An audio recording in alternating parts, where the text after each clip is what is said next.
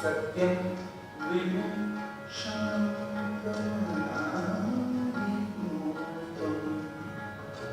Prasadayi Tvamajamandasham He Ramakrishna Tvayi Bhakti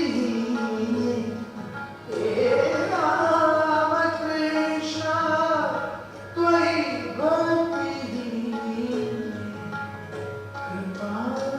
Kripataksham Gurudeva Nityam Kripataksham Gurudeva Nityam He Ramakrishna He Ramakrishna He Ramakrishna He Ramakrishna Janami Tattvam Hideshikendram Kim Te Swarupam Kim Bhavajatam He Ramakrishna Tvayi Bhakti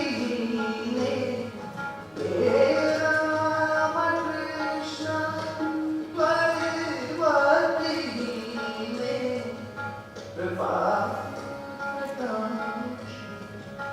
Gurudeva Nityam Kripataksham Gurudeva Nityam He Ramakrishna He Ramakrishna He Ramakrishna He Ramakrishna He Ramakrishna He Ramakrishna He Ramakrishna He Ramakrishna He Ramakrishna He Ramakrishna He Ramakrishna He Ramakrishna He Ramakrishna He Ramakrishna He Ramakrishna.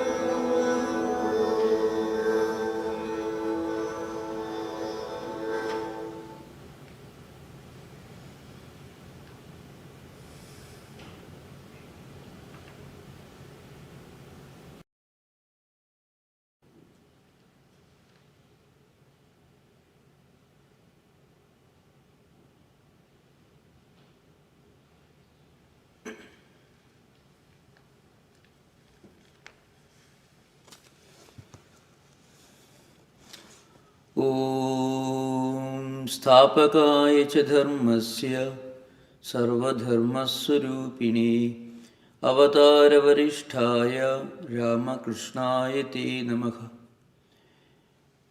Today we are celebrating the 186th birthday anniversary of Sri Ramakrishna's birth. Though we celebrated the actual birthday, the Tithi Puja, on 15th of this month, but today we celebrated the public puja. We used to have a large gathering of devotees and friends from different parts of the country, but unfortunately, due to this pandemic COVID, we couldn't hold an in-person program. But still, we are happy that a large number of devotees have been benefited by this virtual puja program. Sri Ramakrishna's puja is a very auspicious and joyful occasion for all the devotees of the Ramakrishna tradition. And today we have a special program. We have a lecture by Swami Atmarupananda.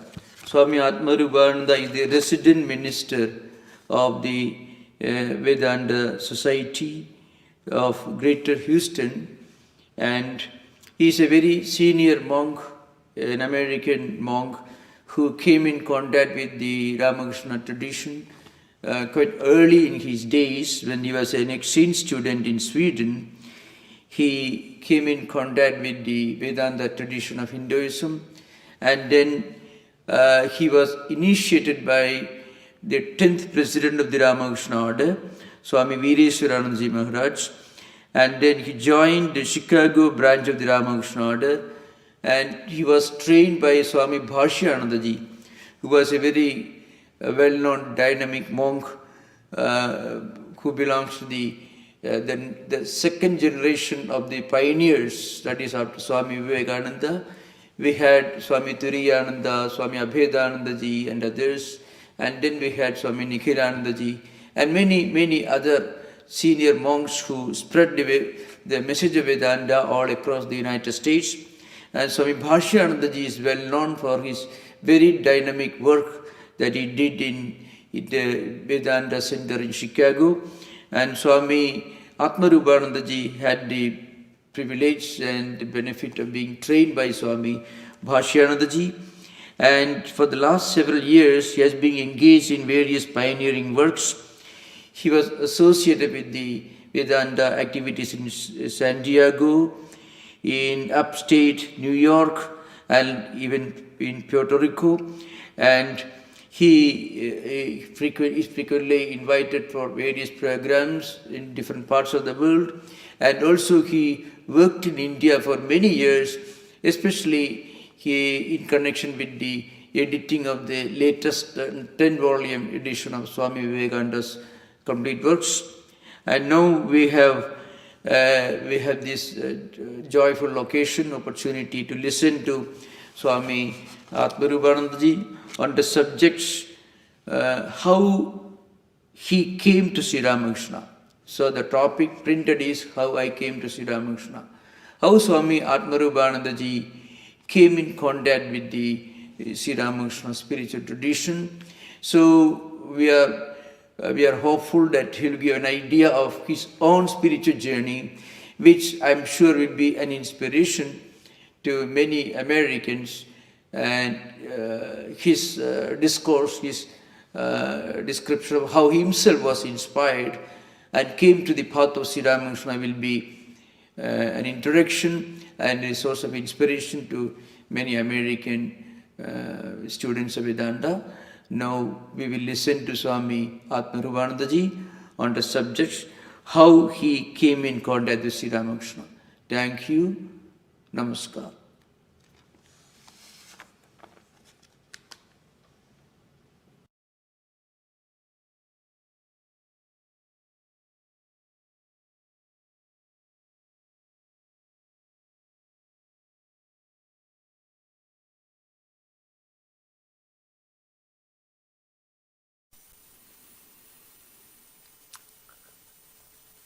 Om Niranjanam Nityam Anantarupam Bhaktanukampa Dhritavigraham Vai Ishavataram Parameshamidyam Tam Ramakrishnam Shirasa Namama. We salute Sri Ramakrishna, who is stainless, eternal, infinite, indeed the worshipful Supreme Being, but who took human form out of compassion for humankind.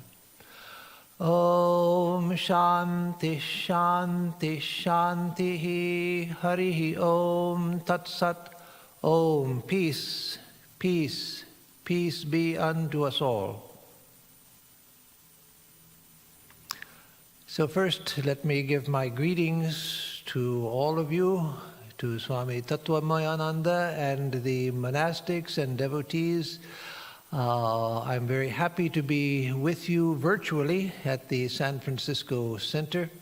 The Vedanta Society of Northern California in San Francisco is, as you know, one of our oldest centers. Only the Vedanta Society of New York is older, and one of the two established by Swami Vivekananda himself. And so it's always a great joy and a privilege to be associated with the Vedanta Society of Northern California, a center also which has a very glorious history. And so again, my greetings to all of you and my thanks to Swami Tattvamayananda, who invited me to speak on this occasion and who suggested the topic, how I came to Sri Ramakrishna. So I apologize, first of all, by speaking quite personally today, but that's the nature of the topic. And I accepted it. I accepted the topic suggested by the Swami because I saw some value in it. Some of you may find it interesting.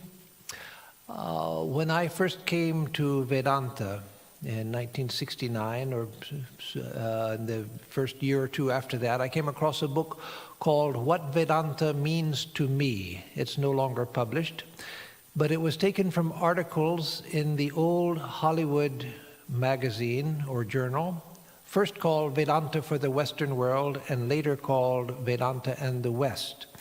And that series was itself called What Vedanta Means to Me. And the purpose of it really was for American or Western Vedantists to tell the story of how they had come to Vedanta. And I found it fascinating and poured through the volume.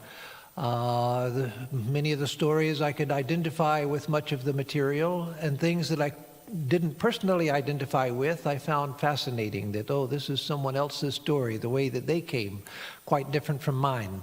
So whether I saw resonances with my own life or not, I found it very valuable. And so I hope that some of you will find this story valuable as well. Some of you will find resonances with different things I say.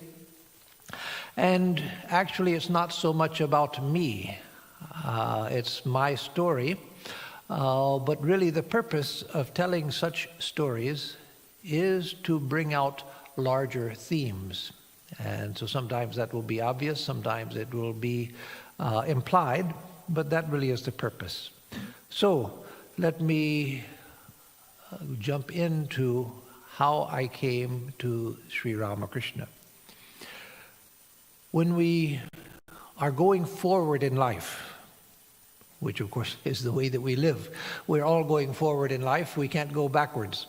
So as we go forward in life, life looks confusing.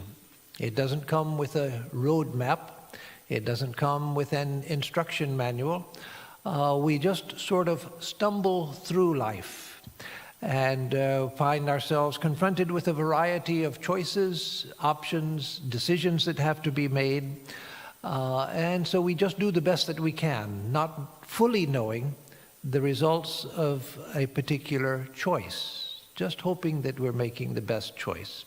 And so as we go forward in life, as we live our lives, everything looks confusing, nothing looks certain. We don't know where we're going, and there seems to be no pattern to follow.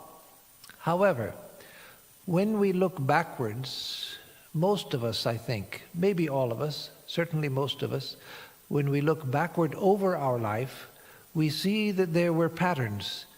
There was a pattern to the process, but I can only see it from a vantage point of having lived my life and looking back. And so it is with me. When I look back over my pre-monastic life, my childhood, I see a variety of indications that this was the direction that I would come. But if you had asked me or any of my friends or family before I took the decision to come in this direction, if I would become a Hindu monk, people would have thought you were out of your mind. That would have been the last thing anyone would have expected me to do. But again, going forward, I can see that various experiences in my life were leading me in this way. And so I don't find my having become a Hindu monk random at all. So let me just point to a few such signposts that led me to Sri Ramakrishna, or that I see now were leading me in this direction. There are various other ones. Some of them are too personal to tell, and some are just too many to tell. So I'll just tell a few that were sort of some of the pivotal points. First, when I was in the 8th grade, what we called then junior high school, in my English class, it was devoted in the 8th grade in our school system to American literature. And the teacher asked us to write a term paper for the first semester.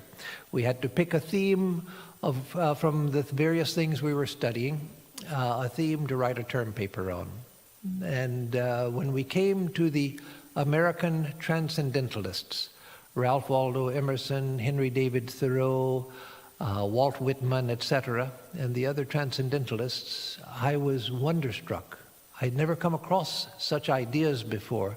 It was one of the first awakenings of my mind to higher ideas, and I loved it. I felt charmed by the thought of the transcendentalists, who, of course, as we know, were deeply influenced by Indian wisdom, specifically Hindu and Vedic wisdom.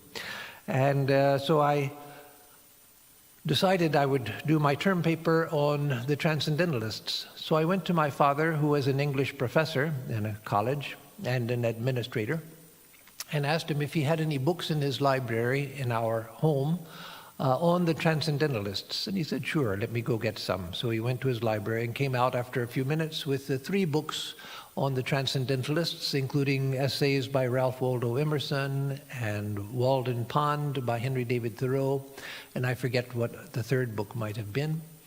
And he handed them to me and said, the transcendentalists were very interesting people. They were very good people, deep thinkers, but they made one fatal flaw. They thought that man is divine, but actually man is a sinner. And in that moment, I knew I'm a transcendentalist. It wasn't something that I reasoned through. It wasn't something I thought about. It was something that instantly I knew that, no, I'm with the transcendentalists. So again, I studied the books, wrote my term paper, but from that point, I felt a kinship with the transcendentalists. About that same time, it was either the 8th grade or the 9th grade, and still in junior high school, either one. I came across a book in the junior high school bookstore called The Universe and Dr. Einstein by Lincoln Barnett. It was a wonderful book. It was one of those early books on the popularization of theoretical physics. And this, of course, was a popularization of the ideas of Albert Einstein, his 2 theories of relativity. And so I was fascinated with the book. That was another important step in my awakening to ideas. And I remember, of course, it was a difficult book for a kid who was only in the 8th or 9th grade, around 13 years old, something like that. But I read it from cover to cover, loved it, but one idea stuck with me, and it has always stuck with me. And that was the idea that, and I'm paraphrasing what Lincoln Barnett said, that modern theoretical physics has given support to the old idea of the idealist philosophers, that this universe is more mental than physical. And I knew immediately that that is true, and I knew that that's important. How I knew, I don't know. It's not that I really understood it. I puzzled over it, but somehow reading those words, when I read it, just as I knew I'm a transcendentalist when my father said that they believe that man is divine. So when I saw that, I knew that's true, without deep thought or anything or deep understanding. And later, in later years, whenever that idea, I would come across it in any context, that would be reinforced. So by the time I was in high school, in the 11th grade, there were two things that happened that I'll mention. One was a friend asked me what I wanted to be when I grew up. You know, a favorite question of kids. And so I said, I want to be, and again, without thinking, I had never thought this out. But the influence of Walden Pond, of Henry David Thoreau, was still there. So when they said, what do you want to be when you grow up? I said, I want to be a philosopher hermit, living in the woods, thinking about the meaning of life and death.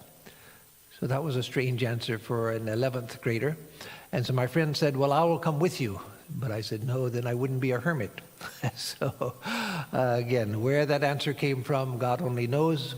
But it was a signpost to me from a later vantage point. Then in that spring of that same year, the 11th grade, we had studied one day in church. I was brought up in the Presbyterian church. We studied one day in church the different denominations of Christianity. And among other things, we've studied the number of people that belong to the different denominations around the world. The number of Catholics in the world, the number of Methodists, Baptists, Presbyterians. And so I still remember that at that time, or at least I think I remember correctly, at that time the Presbyterians around the world numbered something like 38 million. Not many in a world of billions. And so after the Sunday school lesson, I was standing outside waiting for church to begin. And normally I would have been with friends talking and joking, horsing around. But this day, for some reason, I remember I was alone. So I was standing there. I still remember the day, the blue sky, bright sunlight, beautiful spring day, new grass, new leaves on the trees, everything. It was a beautiful day. So I was standing outside of church waiting for the bell to ring. And a whole process of thought flowed through me in a way that had never happened before. Again, part of the awakening of the mind that happens to all of us. So I started thinking, okay, now we know that Christianity is the only true religion, and we Protestants know that Protestantism is the true form of Christianity. The Catholics are wrong. And we Presbyterians, we respect all types of Protestants, but we think that we are the best of the Protestants, even though the others are good, but we're the best. Then I thought, how was it, if God is merciful and God created me and created everyone, how was it that out of the billions of people in the world, at that time, I don't know if it was 3 billion, 4 billion, 4 billion or something like that of people, I don't know what it was, this would have been in the spring of '67. Out of the billions of people in the world, I was so lucky that God created me and put me in a family belonging to the best denomination of the only true half of the only true religion. And then I thought, how could that be? And I thought, well, I have Catholic friends, and they agree that Christianity is the only true religion, but they believe that Catholicism is the true form and Protestants are wrong. And I thought, how could that be? And then I have several Jewish friends, they don't even believe in Christ at all. How could that be? And then I began to think, Well, what if I had been born in a Catholic family? I would have grown up thinking like they do. What if I had been born, and this was the actual progression of thought, what if I had been born in a Muslim family in Saudi Arabia? I might have grown up thinking Islam is the only true religion, and my sect of Islam is the only true form of Islam. And then I thought, what if I had been born in China in a Buddhist family? I might have grown up thinking Buddhism is the only true religion, and my form of Buddhism is the only true form of Buddhism. So what I think is true, is it just based on where I was born? The fact that I was born a Presbyterian, in a Presbyterian home, is that why I think Christianity is the only true religion, and Protestantism and Presbyterianism, etc.? Now let me stop for a moment and say that I'm not criticizing Christianity or Jesus or anything of the kind, but this was religion as I was taught it, and it's religion as most people, unfortunately, are taught it. Not necessary. It's not necessary to Christianity, but it's unfortunately the way most people are taught. And people of other religions as well, not just Christianity. So again, I thought, if God is gracious, if God is good, and He creates everyone, why does He put some in one religion, some in another religion? And then I thought, they can't all be true, because they all contradict each other. That's how I know this is a Buddhist, that's a Muslim, that's a Christian, etc. Because the beliefs are different, so they can't all be true. That's impossible. So then I decided, again, just standing outside of church, this was all came to me in a stream of thought, unprovoked as far as I knew. Where it came from, I don't know. And then I thought, birth, where you were born, can't be what determines what is true. And all the religions teach different things, so they can't all be true. So probably none of them are true. And with that thought, the bell rang to enter into church. And so I entered into church for the Sunday service, having just talked myself into agnosticism. And so after that, I was selected for a program with the Rotary International to go to Sweden, Stockholm, Sweden, for a year as an exchange student in my senior year of high school. So from the fall of '67 to the spring of '68, I was in Sweden for a full 12 months. And that was a wonderful place to be a budding agnostic, because then, as probably now, only about 5% of the population in Sweden believed in God in any form. 95% were either agnostic or atheist. So it was a great place for me at the time.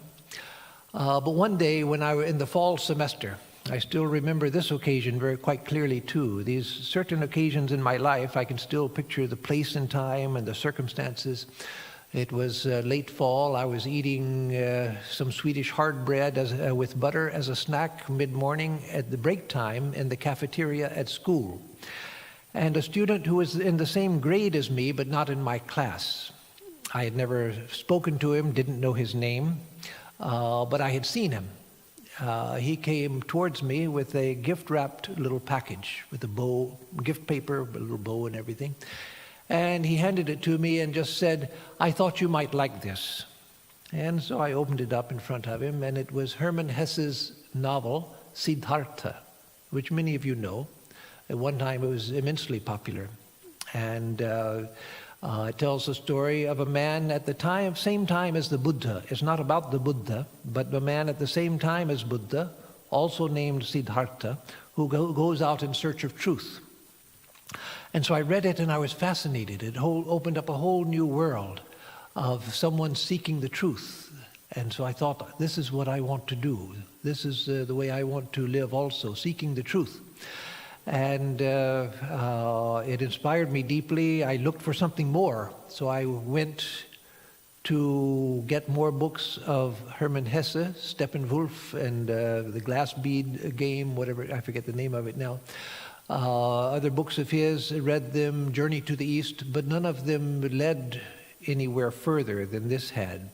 And so the book didn't point to anything to follow. It just was a fascinating story, an inspiring story, but nowhere else. So I was left sort of stranded with that temporary inspiration, but nowhere to follow after that. Then in the spring one day, not having anything to read, I went to the Swedish family I was living with, to their library, and picked out a book that my friend, who was from the same hometown in America as I, and who was staying with the same family in Sweden as I, had just finished reading, and he recommended it to me, The Razor's Edge by Somerset Maugham, which was a very famous book and very popular at one time. It was a book which brought many people to Vedanta, myself included. And so Somerset Maugham, of course, was an internationally renowned British novelist. And The Razor's Edge was about a young American man in search of truth, who didn't know what that truth would be, what the nature of that truth was, but he felt there must be some truth that will be satisfying, which will show me the meaning of life and give meaning to me and to my life, that which a person should seek in this life. And so he studied everything he could. He studied theology, philosophy, psychology. He went to England and studied the British philosophers and the German philosophers. He went to Spain. He couldn't find what he was looking for. And so finally, in desperation, because he had to support himself, he got a job as a merchant marine on a ship bound to India. And on the ship, it says he met a Swami of the Ramakrishna mission. And he went with him, followed him to India, and went with him to his ashram in Varanasi. And there in the Vedanta philosophy, he found what it was he was looking for. And then there was one chapter on Vedanta, the philosophy. And so I read that, and again, I was just wonderstruck at this book. And I told my friend, who had read it before me, that this is what I want to do. I want to lead my life like this. And he said, "You don't do that. It's a novel. You read it. It's a story. You don't do it. Nobody does it." But I said, "No, that's what I want to do. I want to do exactly what Larry does in this novel." And so I couldn't go to India. I was still a school kid, high school kid. I couldn't get on a ship and go to India. So I did the next best thing and went into Stockholm and asked for a book on Vedanta. And they only had one, Vedanta for the Western World, published by the Vedanta Society of Southern California in Hollywood. It's out of print for many years, but it was a collection of essays from the journal Vedanta for the Western World, and edited by Christopher Isherwood, and essays by some Swami Vivekananda lectures, one or two, some by different Swamis, some by people like Aldous Huxley and Gerald Hurd. So when I got it, I took it home. First thing that struck me was on the back cover, it said, "Vedanta teaches that all religions are basically true. They are different because of different history, different culture, different language, different stories, different metaphors for describing the indescribable spiritual truth. But all of them are basically pointing to that same truth in their own ways." And I thought, my goodness, here's a tradition which faced the same problem I did outside of church. It saw the differences among religions, but whereas I came to the negative conclusion, all are false because they're all different, here's a tradition which saw deeper and saw that they're all true and explains why there are differences, explains the differences. And I thought, I like that. I don't like my conclusion, which was negative. I like this conclusion. So again, when I got home, I started reading the book. And now when I look at that book, I see it's a very easy introduction to Vedanta. But at the time, again, I was a kid. I'd never read a book. I'd read many books. I was a very good student, very loved books. But I'd never read a book, anything like this. And so I had to read each paragraph 2 or 3 times to make sure I understood what it was talking about. But I had a strange experience. Every paragraph I read, I thought, I already know this. How, I don't know. And I never knew that I knew it. But when I read each paragraph, it's in here already. And I know that it's in here. I had that deep experience that these words are already here, but I didn't know that they were here. And how they got there, I don't know, because I never saw them before, but they're here. And so that made a profound impression on me. But again, this book at least led somewhere. It tied me to a tradition. But I couldn't find any more books on Vedanta. So I finished out my year. I came back to America, entered college. But what impressed me in this book? First was the idea that all religions are basically true, because that answered my first serious religious doubt, which led me to agnosticism. Let me stop here for a moment and go off on a tangent for a second and say that agnosticism can have beneficial effects on us. I don't regret at all that I was agnostic. In fact, I'm very grateful for that period of my life because it cleaned out all of the other ideas so that I could come back to religious truth with a fresh mind. It cleaned out the cobwebs and the superstitions and the accepting things just because I had heard them and so forth. So it cleansed the mind so that I could reapproach truth freshly. So when I came to this book, the first idea was that it taught that all religions are true and led me out of the agnosticism that I had held for a year. Second thing was it taught that religion is experiential. I had learned that religion was something that you believe and you accept it on faith. You just say that I believe it, and when you die you find out whether you were right or you were wrong.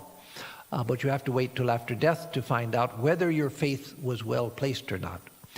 That was the way I was taught religion. So it wasn't experiential at all. It was based just on believing something. But this was experiential, and it was also experimental. You could try different things to find what works. So experiential, experimental, and then it was a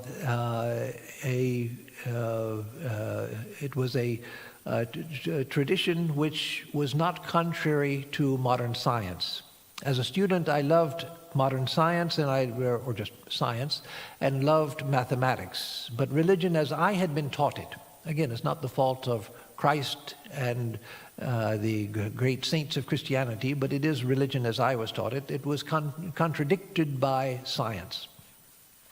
And so here I found that there was a religion which is not at all contradictory to science, that both are searches after truth, that's what's important, finding the truth. So that also sold me to it. And the last thing that impressed me was hints of the idea, though in this initial book it wasn't clearly stated anywhere, but there was sort of this background idea that this world exists within the mind. I would find hints of that here and there in the essays. So all of those things impressed me very deeply. So I looked for more books for the next year, found books on Buddhism and Taoism, read those and liked them, but it wasn't Vedanta. Finally, I hitchhiked across the country, East Coast to West Coast, north to south, came eventually to Berkeley, and I stayed just a couple of blocks away from the Berkeley Vedanta Temple, but I never saw it. I passed by it or nearby it every day on my way to the university campus where I spent most of my time every day for 2 weeks, but I never passed by and saw the sign Vedanta Society of Berkeley. And so even though I was looking for Vedanta at the time, I was living 2 blocks from it and I didn't find it. But what I did find in Berkeley was the Shambhala bookstore on Telegraph Avenue and a whole wall of books on Hinduism. And so I went through these, it was like opening a treasure chest. So I went through and I pulled out several books, maybe 6 or 7 books from the shelves. And it turned out that all of the 6 or 7 books, every one of the books I chose to buy was published by the Ramakrishna order. Some in America, some in India, but all of them were books of the Ramakrishna order. None of the other books attracted me, even though at that time especially, books of the Ramakrishna order were not at all attractive by their cover. Our covers were notable for their lack of attractiveness. So it wasn't the cover that sold me. It was something that, again, I feel now that this also was a pattern, that was what was meant to happen. I was meant to be attracted for whatever reason, or I was attracted for whatever reason, to books of the order. So I bought these books, hitchhiked back home.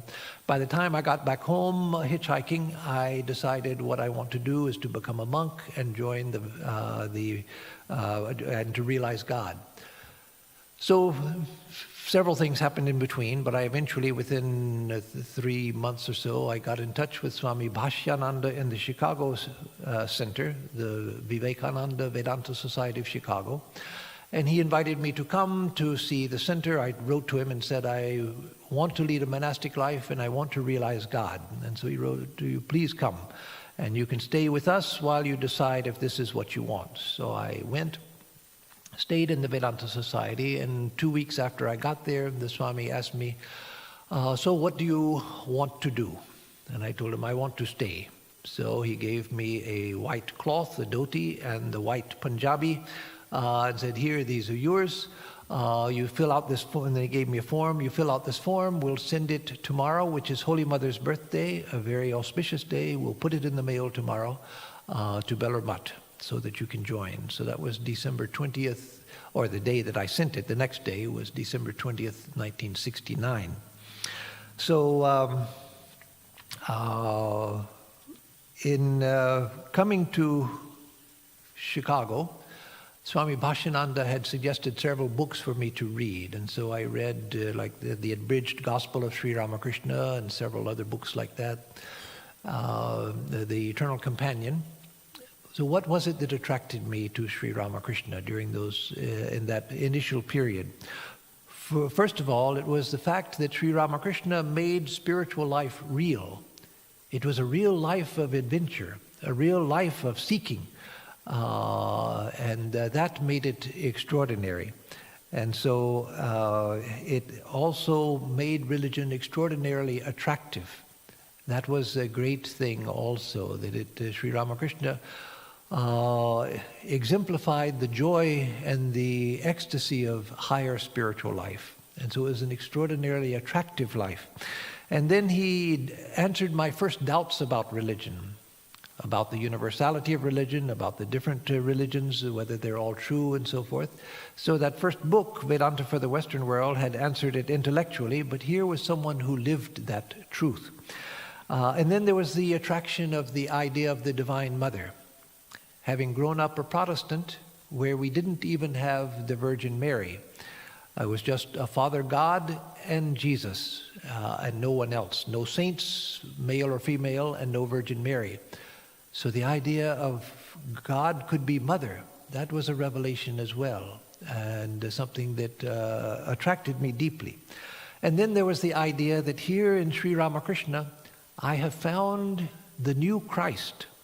And I thought, this must be what it felt like for the early Christians when they found Christianity, the message of Christ, or the early Buddhists when they found the message of the Buddha. The feeling that I have found the new Christ, the new avatar, the new messenger of God, who has come with a new message for the whole of society, which is meant for uplifting the modern world. And I've been so blessed that I was able to discover him. So there was this sense of wonder at the discovery also. Now let me stop for a moment and say a word about Swami Bhashyananda, because he was the one I joined under. He was an extraordinary man in many regards. One thing that I will always appreciate about him is that he took me as I was. He didn't ask about my background. He didn't ask about, have you done this or have you done that? What are your, who are your parents? What are they like? What kind of family did you come from? Nothing. He looked at me and felt that I was sincere and well motivated. Ignorant, green, yes. Wet behind the ears, completely, yes. But he saw that I was basically sincere and well motivated, and that was enough to give me a chance. So he took me in. So I have always appreciated that very much.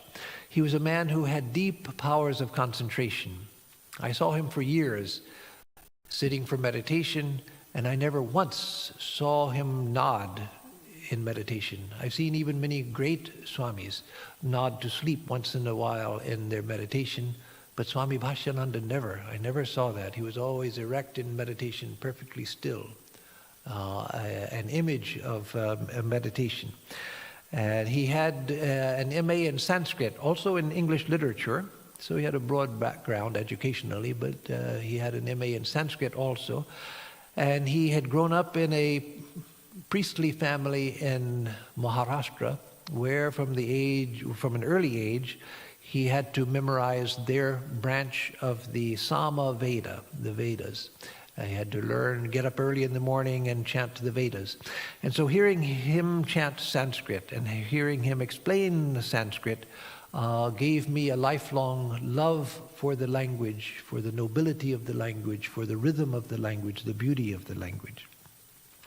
Another thing was that he had an extraordinary power to inspire people, inspire young people, men and women both, inspire them to monastic life. And so many, many people came to join under him. The great majority of them left, most of them within a year or 2 years, 3 years. The great majority of them left. But all of them were deeply affected by their stay in the monastery. And so it wasn't a waste. It changed their lives, changed the direction of their lives. And so that was a special power that he had, a power of inspiring young people. And then finally, let me just mention that he gave me the great blessing of my life to send me to the training center. Well, no, first sent me to India to get initiation in 1971, just for 28 days to go to Belur Mutt and receive initiation from the president of the order, and then to go back in 75 and study at the training center and continue for a number of years in India for training and study. He had the idea at that time that he wanted his monks, his brahmacharyas, to be members of the order, not to be members of the Vivekananda Vedanta Society of Chicago, but to be members of the order. So he wanted us to get initiation from the president of the order. He gave initiation to others, but to those who came from monastic life, he sent us for that reason to India. So let me now come in the remaining time to Sri Ramakrishna. In Swami Vivekananda's lecture given in California in 1900 on Christ the Messenger, he says that from time to time, in long intervals in history, you find a great tidal wave pouring through time. And on the crest of that wave, you find the great prophet, the teacher, who embodies that wave. But the wave is a wave of new ideas, new spiritual ideas, which comes to regenerate the world, to reorient the world. And so he's speaking about Christ, and so he says that on the crest of this wave 2,000 years ago was the one we know as Christ, that he was the embodiment of that wave of spirituality that washed over the world.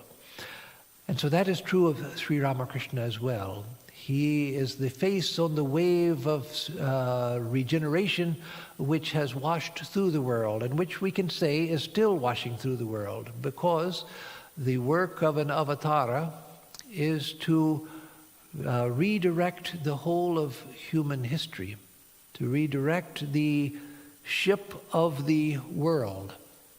And so Sri Ramakrishna is the face of that wave, which includes, of course, the Holy Mother, Swami Vivekananda, the direct disciples, and all of you and all of us are part of that wave as well. We're little parts of the wave, perhaps. Sri Ramakrishna, Swamiji, Holy Mother are giant parts. But Sri Ramakrishna was riding that wave through history. So what does that wave consist of? It's consisted of ideas, living ideas, but not just conceptual ideas. These are ideas with Shakti, with power, with divine power. That is, they are life-giving ideas. They are inspiring, motivating ideas, activating ideas. Swami Vivekananda said that in the future, that Sri Ramakrishna will continue to live in his subtle body at Belur Mutt until his next incarnation. And from there will radiate out over the world grand universal ideas, uplifting humanity. And so that is still going on according to Swamiji, and I fully believe that. I don't think it was hyperbole or poetry or anything else. I think he literally meant it. So what is the nature of this, of these ideas? For one thing, as Swami Vivekananda said, these are universal ideas. Swami Vivekananda insisted that Sri Ramakrishna had come for the welfare of the whole world, not for a particular group of people, not even for a particular group of spiritual aspirants. He had come for the welfare of all, and that Sri Ramakrishna had left him with the task of directing that tremendous power that Sri Ramakrishna had generated through his spiritual practices and his spiritual realizations, and to direct those ideas for the welfare of all. And Swami Vivekananda was always afraid that there would be a tendency to try to control those ideas and to keep them inside the confines of a temple, where a priesthood or a monastic system would control the ideas. No, he was against that completely, because these ideas had come for the welfare of all.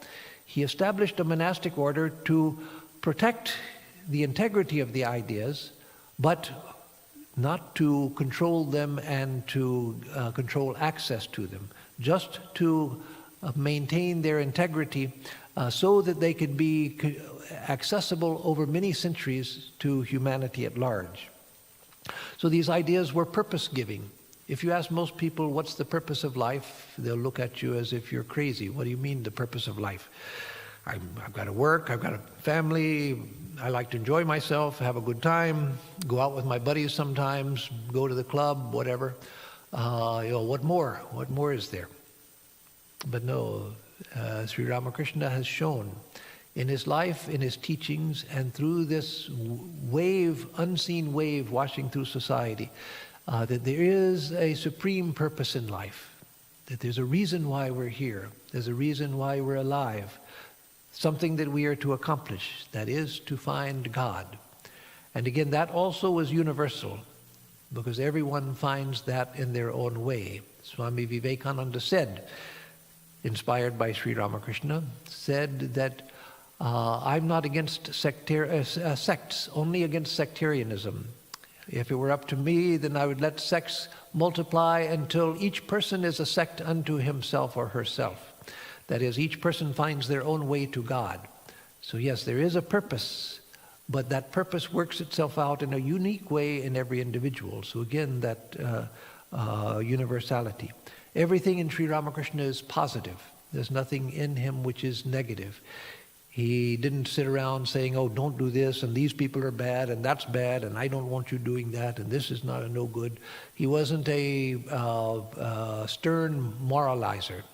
In fact, once Narendra, the future Vivekananda, Narendra was talking with Hajra, a distant relative of Sri Ramakrishna. Outside of Sri Ramakrishna's room on the northwest veranda, they were talking about the terrible nature of youth of that day, how the youth are going to seed, that they're reading novels and doing all sorts of things, and they're no good. So Sri Ramakrishna came out hearing them speaking, and he said, what are you talking about? And so Narendra explained, and Sri Ramakrishna said, don't talk about that. Why should you give up the thought of God to talk about what people are doing wrong? That will only infect your own mind. And so he always, in that and in all situations, he turned people's minds towards the positive, away from the negative. So everything about him was positive. He has been described as the Ananda Avatara, the incarnation of bliss, the blissful nature of God. And that you see in the wonderful descriptions in the Great Master, in the Gospel, and other books about Sri Ramakrishna's life and teachings, that one moment he would be laughing and joking with the disciples, and the next moment he would be in deep ecstasy with bliss written on all of his features. And so he was the avatara, the incarnation of the blissful aspect of God. So that when we meditate on him, when we pray to him, when we look at him, we're looking at the blissful aspect of God. What a wonderful image that is to hold before humanity. He embodied the best of the modern age. He was, in his life, he was experiential. as the modern age. People want to experience for themselves. And so Sri Ramakrishna came to the Kali temple in the beginning, when he was a young man, and saw the stone image and said, "Mother, saints of the past, like Ram Prasad and Kamalakanta, they said that they saw you, that you were living, that you were real. Are you living? Are you real, or are you just stone? If you're real, show yourself to me." And so he went on with that prayer, if you are real, show yourself to me, until the Divine Mother did reveal her living reality to Sri Ramakrishna. And so he always wanted to experience the truth. He and Swami Vivekananda both, when they were children, their respective childhoods, their parents found that they had to appeal to their understanding to correct them. If they just said, "Don't do this because it's bad," that had no effect on them. You had to explain, this is why you should not do it. And once they understood, then they would follow it because they understood why it was they were not to do it. But again, that idea that everything is experiential and everything is experimental in the modern world, because of the influence of modern science, people like an experimental approach to truth and an experimental approach to religion. And that's what you see in Sri Ramakrishna, always testing everything, looking for new ways to approach God, figuring out what works and how it works, and then pursuing it until he gets the result. So that experiential and experimental aspect, always questioning and seeking. Again, questioning the Divine Mother herself, the image, and then questioning everything, always seeking to know the truth. And then Sri Ramakrishna, again, embodying the best of the modern world, he also was, in a way that may not seem immediately visible, he was democratic as well. He had the democratic, a deeper democratic impulse. The modern world, if anything, is certainly inspired by democracy. Even where it doesn't exist, the people are clamoring for it. So that has become the cry for the modern world. Everyone wants their place in the sun.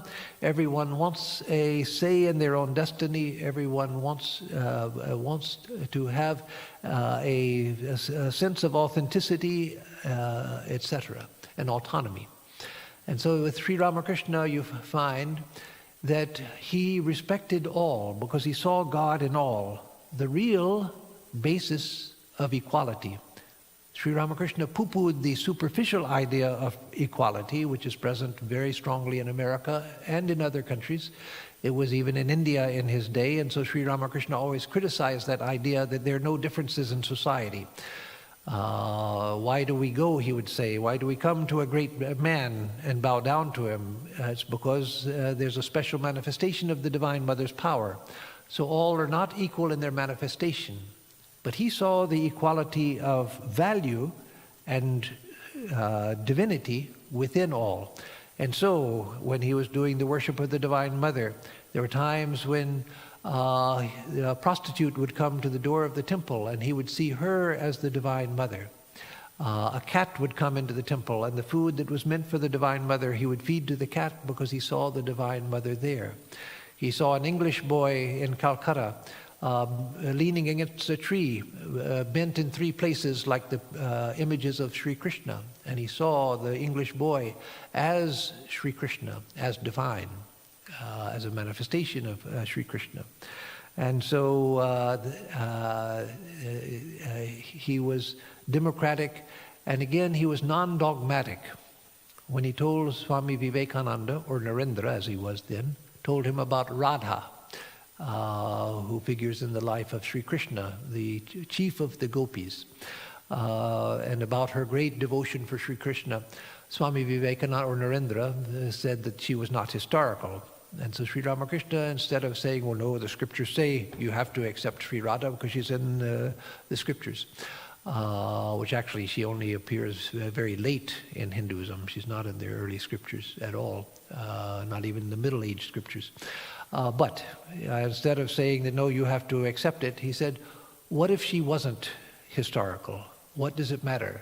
The sage who conceived of the ideal of Radha, he manifested her in his own life in order to conceive such a pure ideal. And so in that sense, she becomes historical because the sage himself or herself embodied that ideal. So that wonderful liberality, which again is characteristic of the modern world. And he was practical. Everything he reduced to a practice, like taking a clod of earth and a rupee in his hands and saying, rupee earth, rupee earth, rupee earth. Both are useless equally useless as far as the attainment of God, and throwing them away. He reduced everything to a physical practice. And even in other ways he was practical. He scolded Hazara for forgetting his towel when they went to a devotee's house and said, I'm in ecstasy day and night, and yet I never forget something like that. You should not cause disturbance to others by forgetting items which now they will have to send to you.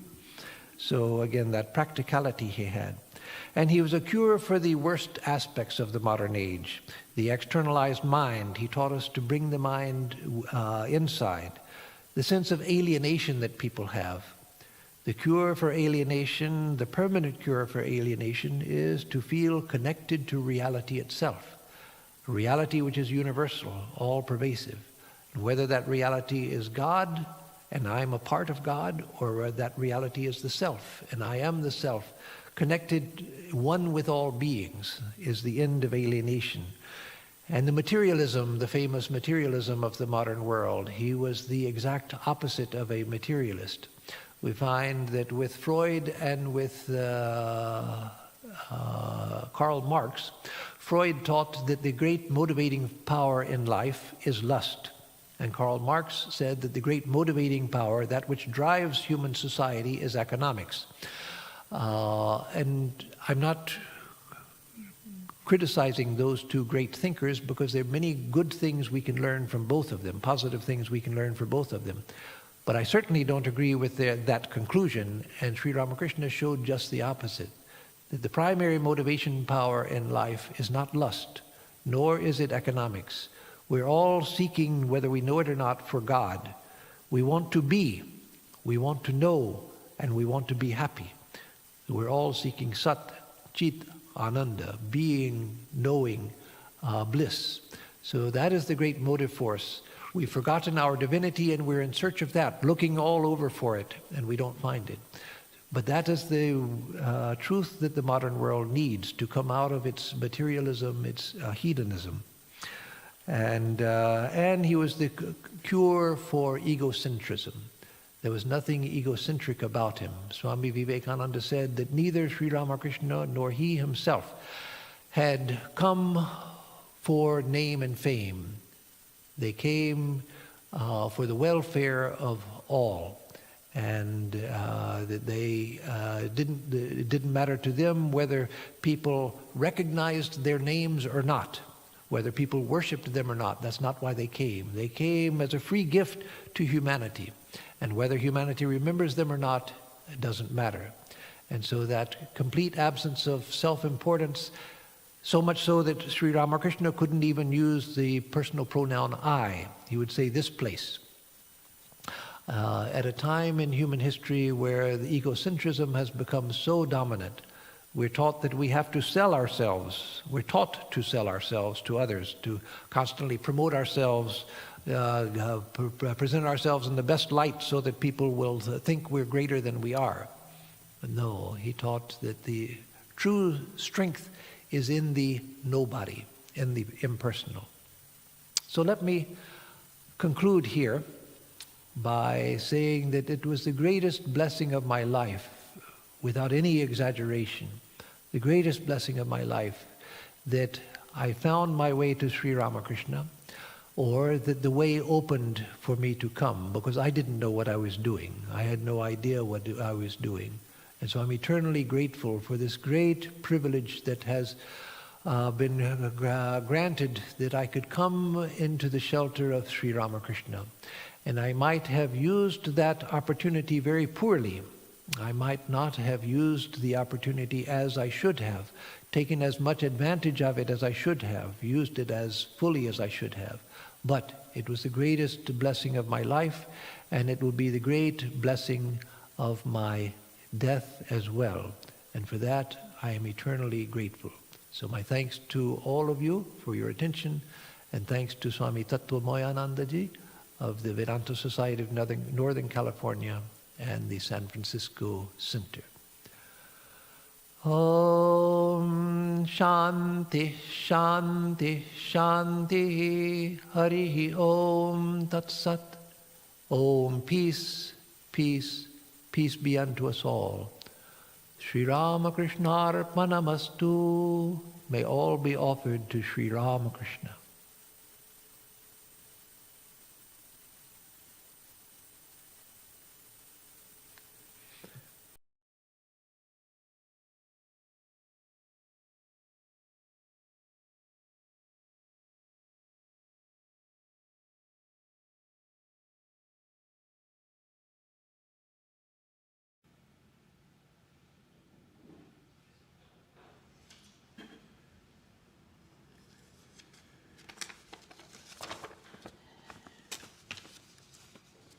Thank you, Swami Atmarupanandaji, for that most touching description of how you came to be inspired by the teachings of Sri Ramakrishna.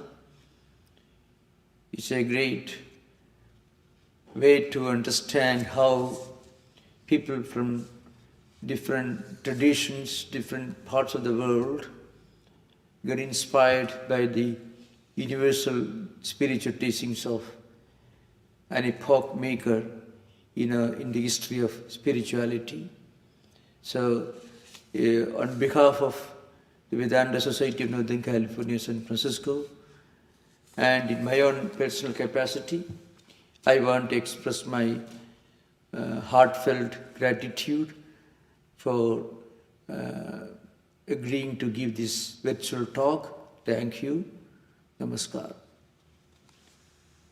Om Shanti Shanti Shanti Harihi Om Tat Sat. Sri Ramakrishna Arpanamastu.